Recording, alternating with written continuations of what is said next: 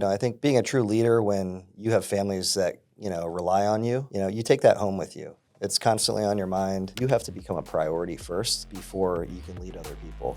That success has brought us to, nothing changes if nothing changes. So if something's wrong, you can make it better, but you have to make a change.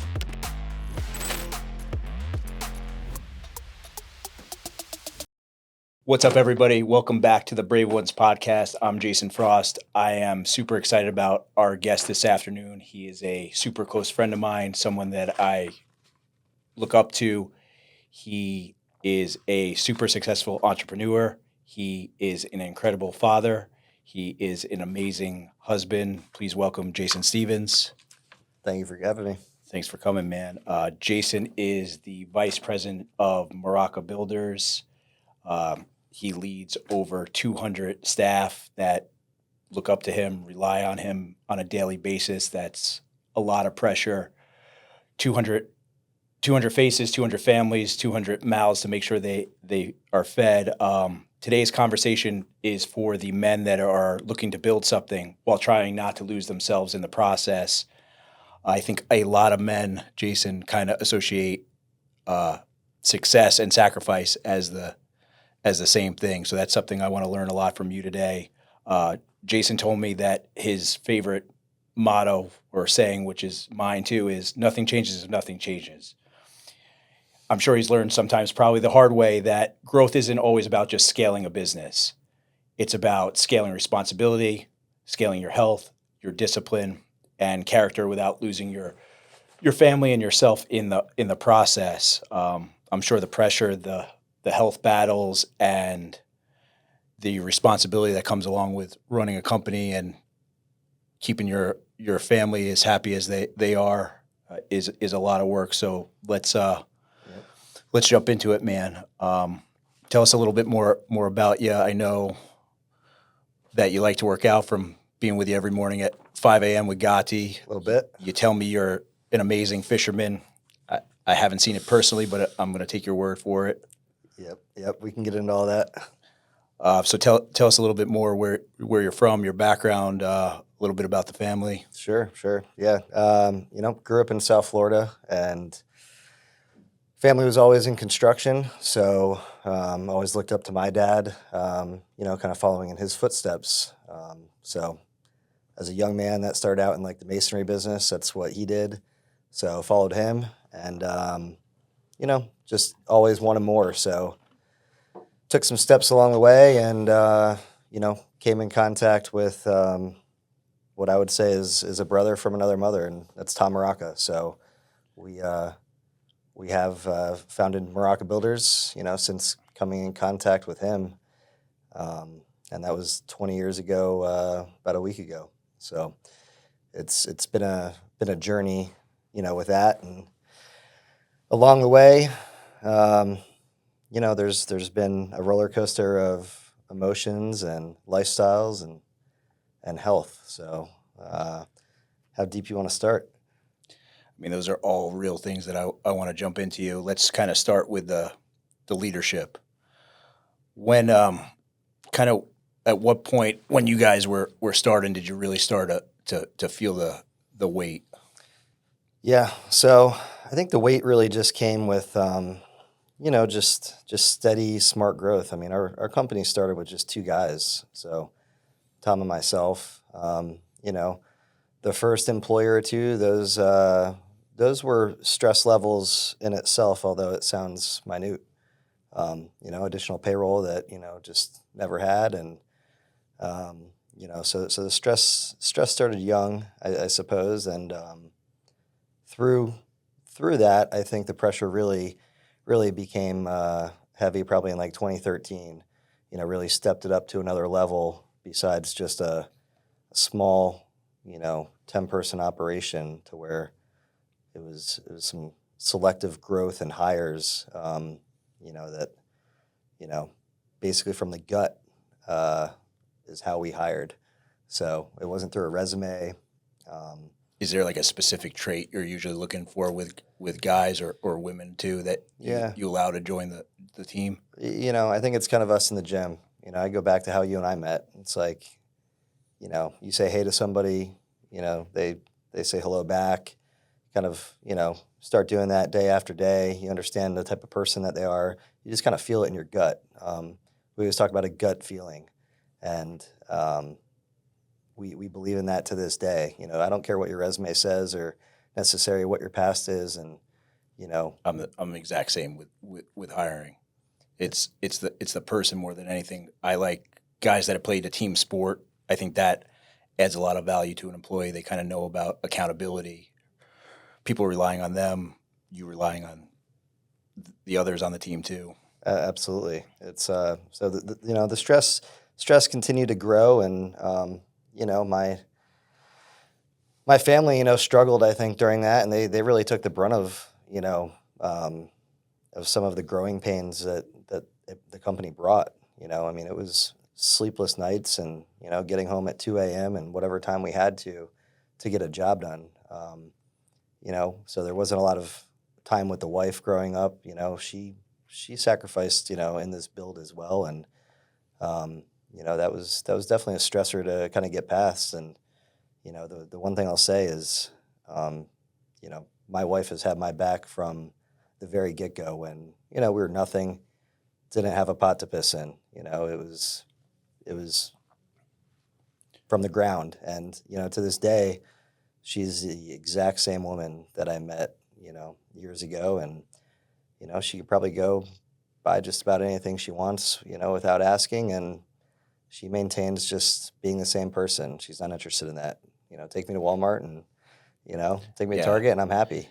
She seemed great. I got to spend some time with Jason and his family over Christmas break up in our property in Georgia, and it was one of the best times spent, I feel, getting to know them on a deeper level, learning more about their family, and just seeing all the kids run around, the dogs beat the hell out of each other. I think it was your dog beat the hell out of mine. Yeah, I definitely want to jump into family. I want to talk a little bit more about being the leader that you are, that got you here. What would you say the biggest part of leadership that people never really see but cost the most? Probably part of what you just touched on. I think, and the next day. So in 2027, what's that look like? And that's what I'm focused on is really the future, in order to provide for them and their families, and continue steady growth. It's a huge responsibility.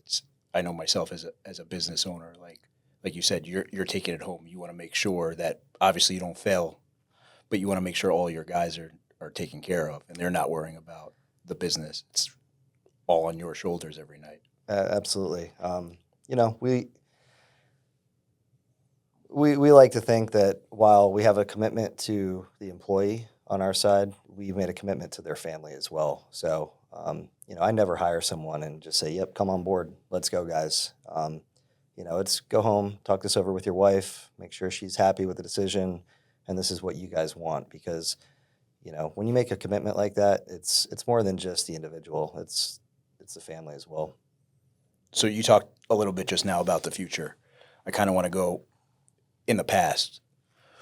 What was there something you had to change about yourself or change about your leadership skills to get you to the growth level that you guys are at today, you feel?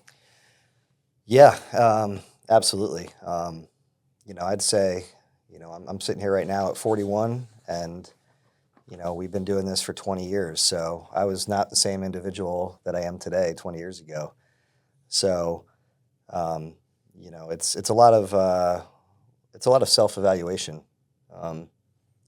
In changing yourself and adapting to the team that you're building, adapting to the client's wants and needs, and just being fluid. To be a leader, you got to be rigid, obviously, to hold the line and make sure everybody's going in the right direction.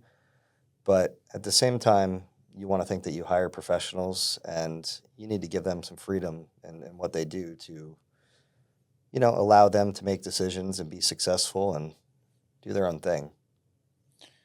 So, like I said, I got to spend some time with you and your amazing family. Kane doesn't stop talking about your daughters, and you obviously had them during this whole growth process of building this huge company. How did becoming a father shift your definition of success? You know, um, I think um, before children, I'd say, the stress levels of making sure you're providing for your family. We're adults. We're gonna all be okay. And then you bring children into the world, and from the moment they look at you to you know having a 10-year-old now that stares at you like their idol. Um, you know that definitely added some stress to the situation to provide for them and make sure they're okay. And not just today, but um, I'd like to say just the future, and that's based on just the world and the changes that are going on and the cost of living. So you think about how to set up to make them successful as well.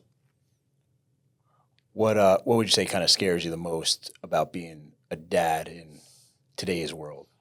It's kind of a layered I mean, I'm a question. girl dad, so first time that boy walks in, you know, We shot some guns last uh, weekend. You're pretty prepared now. yeah, I think that preparation is going to build. Might have to build that collection a little bit. So, you know, um, it scares me them growing up and maybe not needing me as much, not needing my wife as much. But I think those worries go away, just in the fact of how you're raising your children. And I think that's just super important.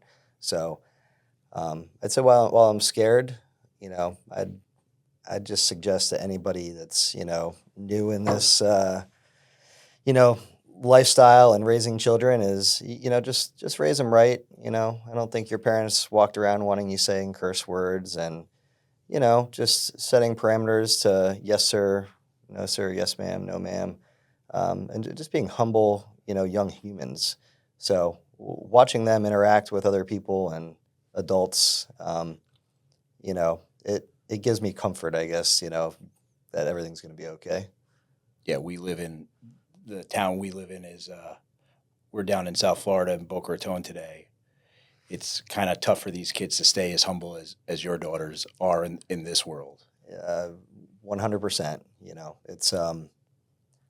I think Boca's a great city. I can't imagine being anywhere else. And but there's other parents. I think you know they spoil them, um, with life and materialistic items, and maybe it's not paying attention to them as much, and just that one-on-one to make sure they're turning out to the person that you want them to be. So Well, you have to guard against that and their friends and the choices that they make. like I said, you and Monique are doing an amazing job. Your kids are awesome to be around. I can't wait. Hopefully, we get to spend some time maybe tomorrow. I'm hoping so. I appreciate that. So, if your daughters were to describe you one day as a man later in life, what would you hope they say? Oh boy, hope they'd say. I'd hope they'd say that. He's a great dad, and always Super jacked. yeah, super jacked. One hell of a fisherman, and just always took care of us. But I think the truth is, I think that they're going to believe that Dad took really good care of them, and we had a lot of great experiences growing up. But Dad worked a lot, and that's one of the sacrifices that you have to make to have a better life for your wife, for your kids. Agreed. Let's talk a little bit about health and self-discipline. You and I were talking about this a little bit this morning, and I cut you off because I wanted to save some of it for here. What does leading 200 plus employees do to a man physically, mentally, and Yeah. what do you do to kind of stay healthy for yourself and your family? Yeah. Leading 25 men, leading 50, 100, and the times that we're over 200, um, it definitely adds stress.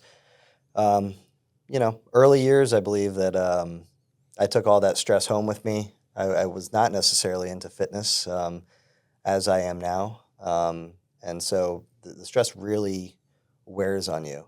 And, it will break your body down mentally, physically.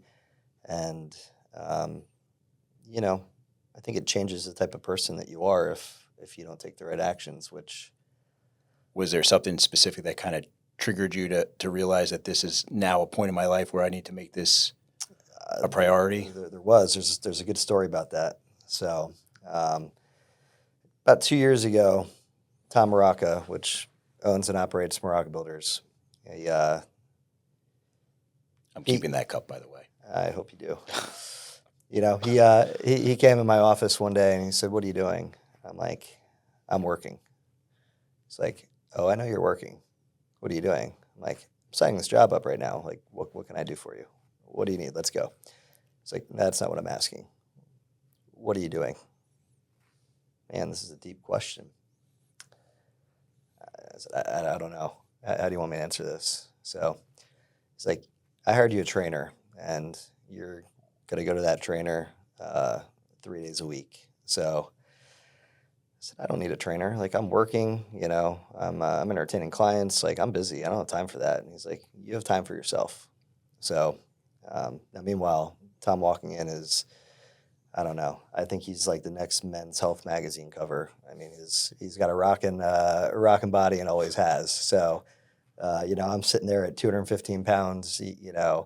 Got a nice little beer belly on me, and just was not the same individual. So he didn't really give me an option. So next thing you know, walk in and meet Sasha for the first time, which was my trainer, and she really just turned my life around to show me how important fitness was, and that then led to hiring a nutritionist and getting the diet in line, and one thing led to another, and then it became 5 days a week instead of three. You know, 215 pounds became 180 pounds, and then I'd say just priorities in life were not the same anymore. So I think in the past we've grown a lot, from that, and since then I have a new trainer now, Gatti, which you know Gatti very well. strategy. So That's how we formed our yeah, bromance. exactly. We definitely have a bromance here. It's Gatti has been just a super big influencer in my life. Besides being a great trainer, he's just an overall great person.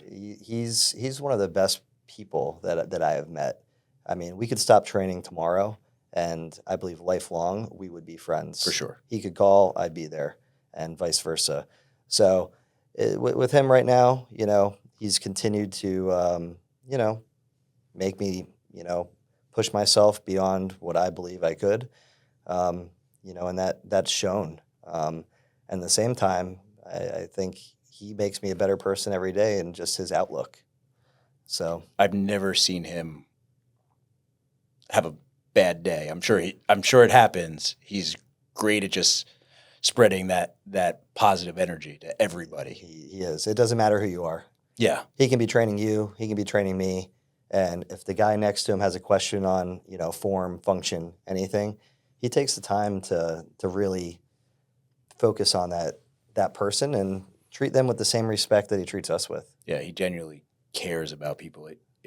It's easy to get that read from him. It's been amazing, and you watch. It's not just him. I think everything that he surrounds himself with, I think it flows. His wife, Luana, She's incredible. Same too. exact way. My wife trains with her, and you see the same love, care, affection, that you see in Gatti. So it's he's building a team, I think, and it's special. It's awesome you have guys like Tom in your life that will, no matter what it is, like that will check you on your flaws or whatever is going wrong. Hey man, your health's not a priority. You got to get it together. Or if you're screwing up just with work or your family, somebody that comes around and gives you a bop on the head and checks you. Yep. You need people like that. That's a real friend. Real friends aren't going to let you just keep doing what you're doing and keep sabotaging yourself. No, he's, you know, I think prior to starting the segment, it's like, you know, there's young entrepreneur in here, you know, and you know Moraca. I know Moraca. You know Tom Moraca? Yeah, I know Tom. Man, he seems like a really good guy. Grew up next to him, you know, and you know, no matter where we're at in town, Tom brings that same love and care to, you know, anybody that's willing. And I mean, he is. I'll say this: he's the best person that I've ever met. He's changed my life upside down in every way, and you know, we continue to do that every day. So that's awesome, man. He's told in me my that corner. You told me that exact thing about him a few times now. Yep. I'm excited to meet him one day. What do you think it is that causes high level operators, successful entrepreneurs to kind of fall off with their health first more than anything else in their life? Yeah. You know, I'd like to say that it's very easy to choose the job, people, even your wife, over yourself. So when you're leading a team, you know, although like your team may need something, your wife may need something, whomever it may be, I don't think you can let yourself go. You have to become a priority first before you can lead other people. So you take care of yourself. You know, that's just going to trickle down to the team, and I've watched that. You know, our office staff, some of our guys, it's, you know, oh man, you know, I've packed on a couple pounds, this and that. They've seen the changes I've made, and it's inspired them to do the same. And you walk in, you look at them, it's like, what have you been doing? It's like, oh, I'm going to the gym, watching the nutrition, you know, taking some of the suggestions you've made. Yeah, half your staff has been calling our office 100% to get their blood work done. Yeah. So leadership is, you know, it's for the workplace, but it goes back to when I hire individuals, I hire them and I hire them for their families. So when that employee takes care of himself, he's doing better for his family. And there's a great story about that we can hit on real quick. So one of my best superintendents, we're hanging out at our company barbecue that we have every year. This was maybe 8 months ago, and he's getting ready to have another baby. He's just telling me, super excited. So that's great news. You know, what are you doing? It's like, what do you mean? I said, what are you doing? As he's sipping a Corona Light, and you know, you look at him, and it's like, all right, like, no offense, but you're getting pretty round. So, you know, you're having another baby now. You know, your wife's beautiful, she's happy. What are you doing for them? What are you doing for yourself? And he came in my office that next Monday. And, can we hit on this further? What you kind of hit me with? And just saw him last week. So now he goes to the gym every day. He's watching his diet. He's down 35 pounds. Oh, yeah. When he gets home from work, he used to crack open, have 2 or 3 beers. He gets home now, he jumps on the bike, grabs a football, a soccer ball, he plays with his kids every day. It's like, you have absolutely changed my life. Love it. So you kind of paid it forward what Tom did for you. Absolutely. I love it, man. That's incredible. I think as Americans, we kind of, you and I talked about this, we're not preventative. We're kind of waiting till that check engine light comes on before we're going to go be like, oh, maybe I should do something about this. When in reality, we should be doing what you did, what your employee did, and get in front of it. Absolutely. So it doesn't become something bigger down the road. It's the most important thing that you can focus on. While, you know, it's just not in front of you. You can't see it, but it's inside you. So it's I don't know. You know, same thing with your firm, you know, that you have, you know, Atlantic Tartsy. It's like, hey, you know, Jay, let's check my blood work. How's it look? All right. man, test is low, this is low. So this is going back a couple of years now, 2 years. And it's, It's eye-opening when eye-opening. people see what's going on. No wonder why I was at a point where, man, I'm yawning all the time. I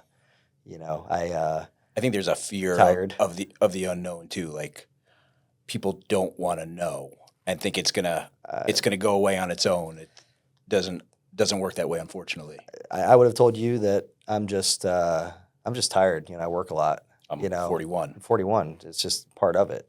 But seeing that your testosterone level's low, and the fact that there's healthy tools out there that just changes your lifestyle, like that. I'm the one getting home now, riding a bike, playing soccer, playing football with the kids. I mean, it makes me feel like I'm 30 again. And, just by your natural levels, maintaining them. So obviously, thank you to you. Thanks for trusting us, man. Let's talk about some hard lessons. We both share that nothing changes if nothing changes. By the way, I won't tell my girl, but this is an incredible cup of coffee. So I'm a barista on the side. When Jason was at my house, he hijacked our coffee machine, and he's been training for about 10 days now to make this cup of coffee for me today to tell him that it was amazing. This is true. Yeah. Not only did I buy one of them, I bought two. One for the office, one for home. So back to the nothing changes if nothing changes. How break that down for us, and how did that kind of show up in your life? Man, there's been some phrases in my life that have always stuck. I'd say that nothing changes if nothing changes is a newer one. Prior to that, Tom and I always preached FOL. And, we have LLCs with FOL, and still say it to this day to each other. And that's first or last. So we're not looking to be number two. We're not looking to be number three. So that's really what's pushed us in success. And that success has brought us to, nothing changes if nothing changes. So, if something's wrong, you can make it better, but you have to make a change. It can be a tin of cookies, sitting on the counter. Man, I'd love to lose some weight, but that person goes and they open that cookie tin, and you're not helping yourself there. You're not changing. It could be a job-related problem in life, working with my guys. Like, all right, well, what have you done about it? You got to take that, no matter what the problem is. If it's a drinking problem, a work ethic problem, something in your marriage, you got to take that. You got to realize it's a problem first, which is the biggest problem. Yes. And then take that first step. 100%. And I say it all the time. I think as a man, one of the hardest things to do is pretty much be vulnerable. Say that I have a problem with whatever it is, and then ask somebody for help. Yeah. It's self-evaluation.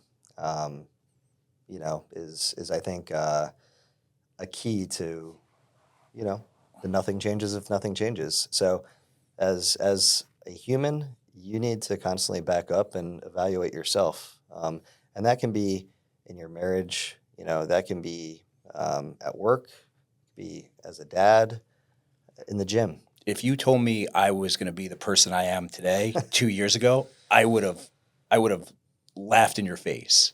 If you were going to tell me, "Hey, man, you're going to be calm, and you're going to be going to church every week, and your Friday night's going to be super rewarding with having kids running around the house going nuts, and there's going to be no alcohol everywhere," I would have told you were out of your mind to get out of the room. Man, that.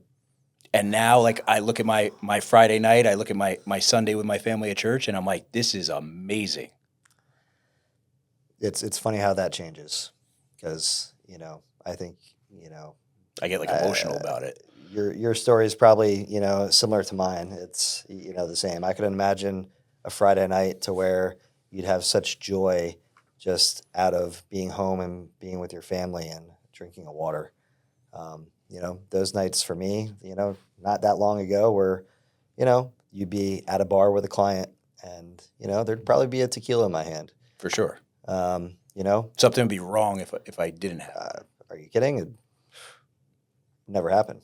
So boating trips, same thing. Spent a lot of time fishing. There would not be a drink, not be a drink in my hand. And you know, to say now how much happier I am. Not that I won't have a drink, but I mean, I might have a drink every few months, and that can take it or leave it at the end of the day.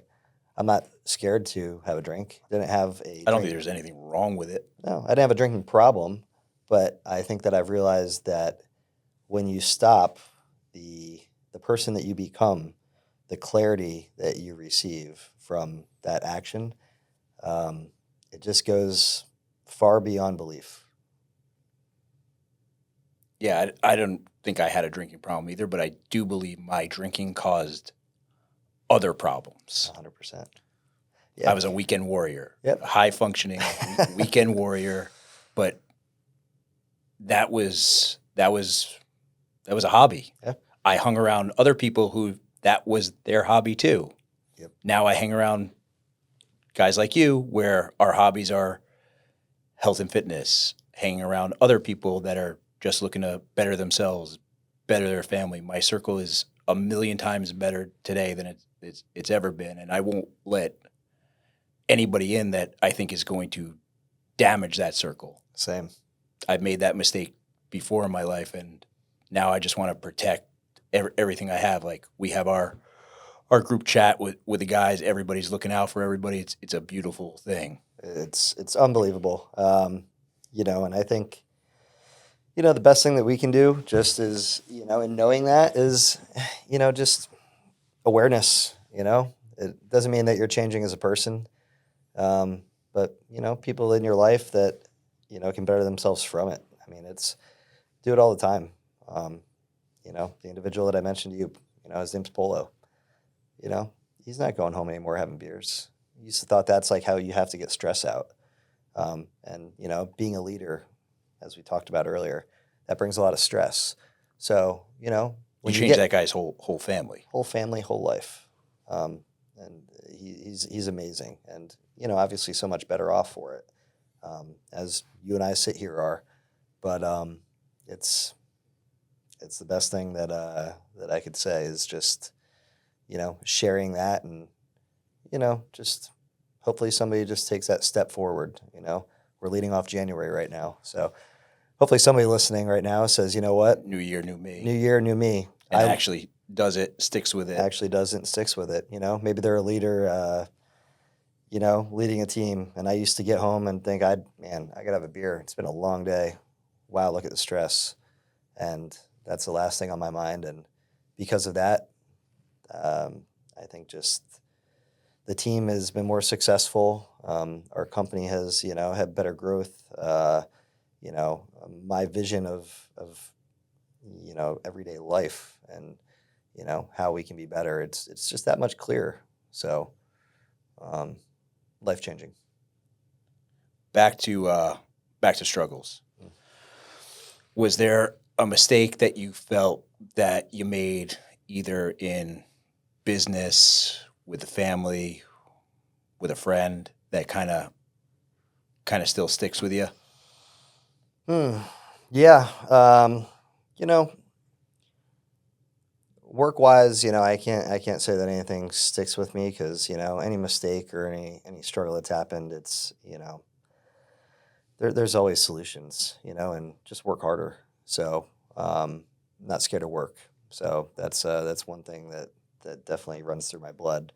You know, family, you know, I think the family probably struggled when, you know, when I was out, you know, entertaining clients at the bar and everything else and not home, you know, so I regret not making this decision earlier, you know, to say, hey, I'm going to be more present. And, you know, I think, you know, that's one thing that sticks with me, but the number one thing I'd have to say is, you know, I had a brother, and not by blood, a few years ago, and his name was Mike Osterling. So, from the day he came on board with us, kind of took him under my wing, and he was by my side all the time from the ground up, almost.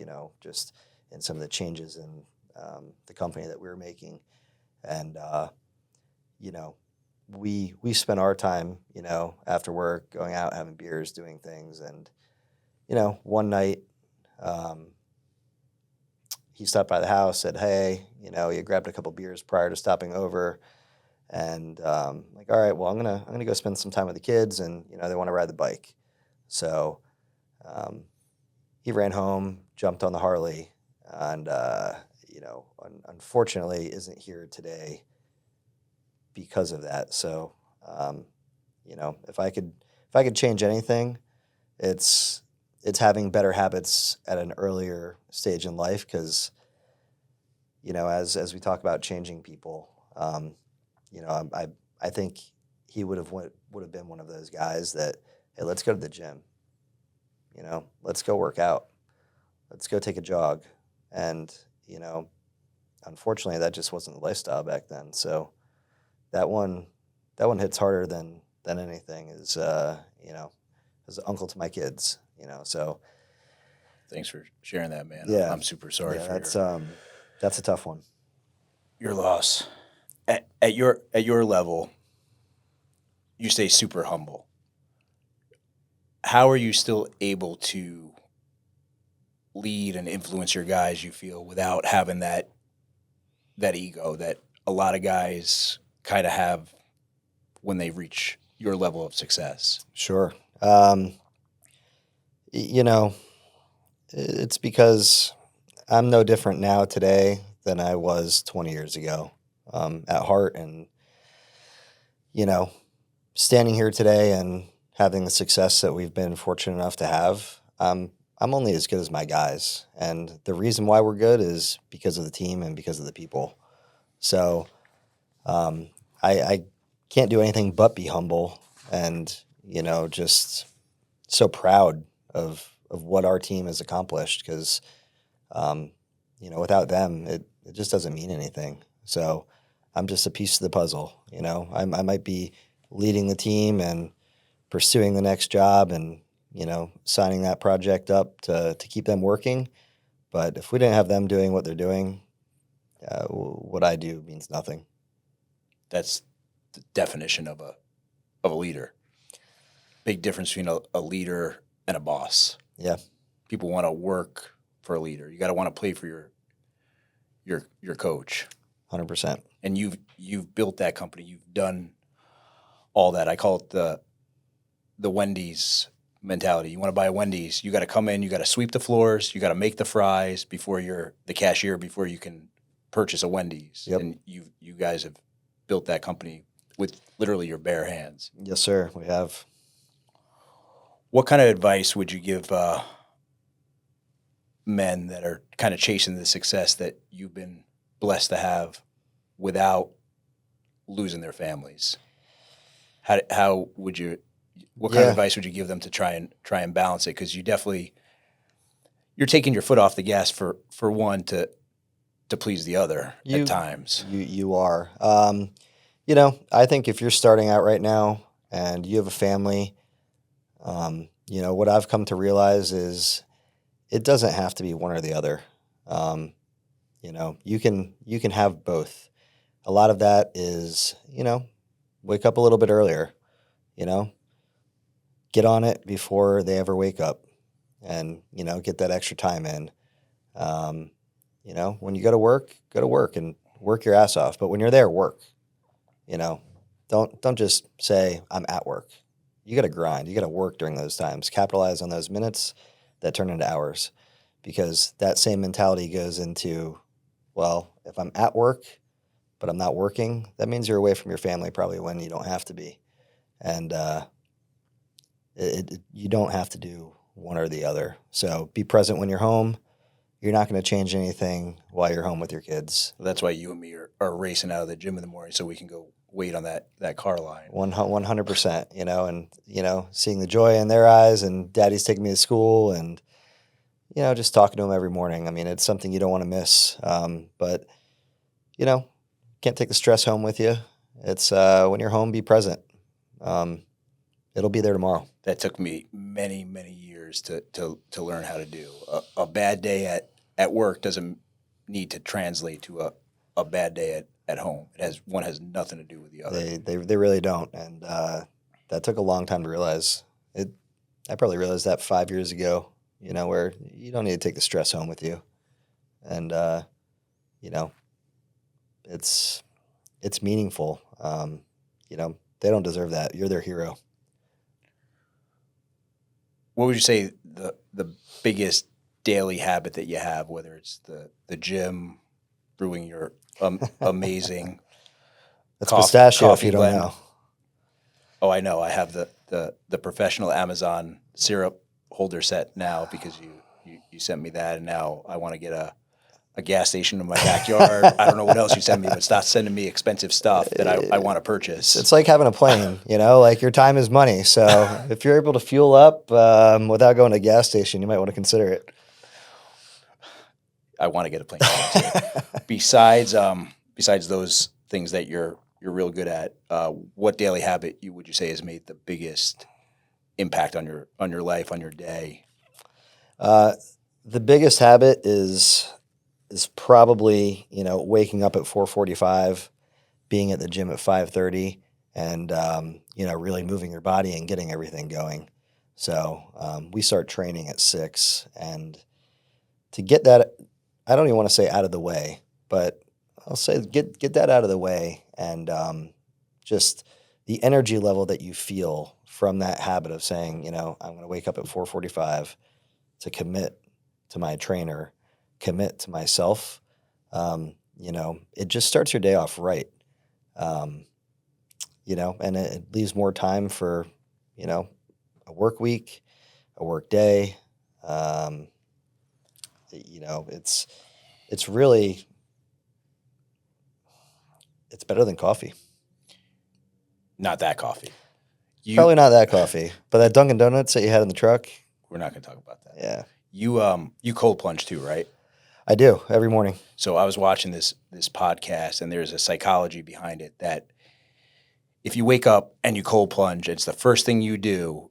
It's the hardest thing of your day. You get that out of the way. The rest of the day is easy. Like if you have a bunch of things to do for work that you're avoiding, like you'll start emptying the dishwasher that you probably would never do, or some other chore around the house just to avoid that. So on that podcast, they were saying if you just get the hardest thing out of the way, which is definitely working out with Gotti, Yep. the rest of the day should be a breeze. It should be a breeze, and it goes back into the stress side. So there's been days that I'm not able to do that and have commitments in the morning, and I'll say those days become more stressful through the workday, because then in the back of my head, when am I getting to the gym? Man, I got to get in there. I'm super routine. When one thing like falls off of my routine, my whole day is a mess. It's tough. To the men listening that are kind of struggling with some stress from work and life, what would be a piece of advice you would give them? Oh man. How would they? What would you recommend would be a good starting point to change if they didn't know where to to look or start? One thing I like to do at work is, I'll say I like to shoot guns. Now, that doesn't mean I'm not out, I'm not in Georgia, on your property actually, going after a buck. But we're going to make a decision. I like how you said going after. You didn't say shooting, because I'm not shooting anything. I'm not real good at the hunting part. Well, I'm good at the hunting, not the killing. You know what though? You're patient. So, you can't be scared to shoot, which in my eyes means you can't be scared to make a decision. So you might not be sure about that decision you're going to make, but if you have like a good idea, it's going to possibly be helpful, make the decision. It doesn't mean you can't go right later on if you go left. So, make a decision, move on, and get past it. So it's, you do that too many times and stay stagnant, your list is just stacking up on you. So, and then that's going to create more stress. Just a few more questions I got for you, and I'll let you get out of here. One thing you wish you learned sooner. You know, I wish the number one thing is my health. I wish that I learned the importance of that much earlier on, because you only have one body. And, you know, I think if you abuse it the way that I did, you know, you're going to pay for it. It's been a struggle getting back on top, and still not there yet. But, you know, years of, you know, work, fishing in the Bahamas every weekend, you know, it's a grind on your body. And, you know, I feel so bad for you that you have to do it that is every weekend. Poor me. So sorry. I know. One thing you're still working on. You know, I'm working on getting better. And that's better as a dad, as a husband, as a leader. And I know that's really general, but, you know, January 1st comes. Hey, what's your New Year's resolution, Jay? Better than yesterday. Better than yesterday. So, well, in what? In everything. So there's not one thing, you know. It's like, oh, I'm gonna start, you know, go in the gym. So let's do that, and then that trickles off. So you start taking singular actions. You know, you're cutting yourself short. So you could walk in a gas station and you can be a better person than when you walked in there yesterday. You know, you can bring Georgia into South Florida if you want, to where when you're walking through the store, people are humble, people are respectful, you know, and they're not scared to say hello to you. You know, you're not scared to, you know, get something off the shelf for them and, you know, put it in their cart for, you know, an elderly lady. You know, you can be a good person. Yep. Yeah. We need more good people, good men, people returning their shopping cart. Yep. 100%. I don't know if you've ever seen the guy. He's on Instagram, Cart Narcs. Oh God. He'll come if you leave your cart. He'll come right knock on your window and give you hell for it. I love that. Yeah, I do love too. That. My kids pick up on that. I'll wheel the cart back all the way up to this front, Same. you know, and well, Dad, everybody puts it right there. We're not everybody. Yes, sir. One thing you refuse to compromise on. I refuse to compromise on success. I am not going to take no for an answer.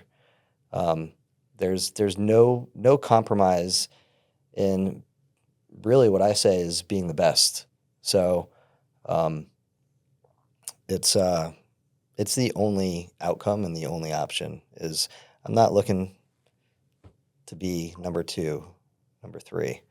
I want to be the best at what we do. As a company, as a fisherman, as a husband. So that goes back into, you know, what do you want to do better? I just want to be better. So that's, we're not going to compromise to be the best. Doesn't mean that we have to be the biggest, but whatever we're going to do, we're going to be the best. I love it, man. Thanks for spending the afternoon with me. I'm looking forward to relaunching the Brave Ones podcast this year, having a bunch of new guests on. As Kane would say, click the link below. Check us out. God bless. Thank you, guys. Thank you for having me. Have a great day, guys. Appreciate it, brother.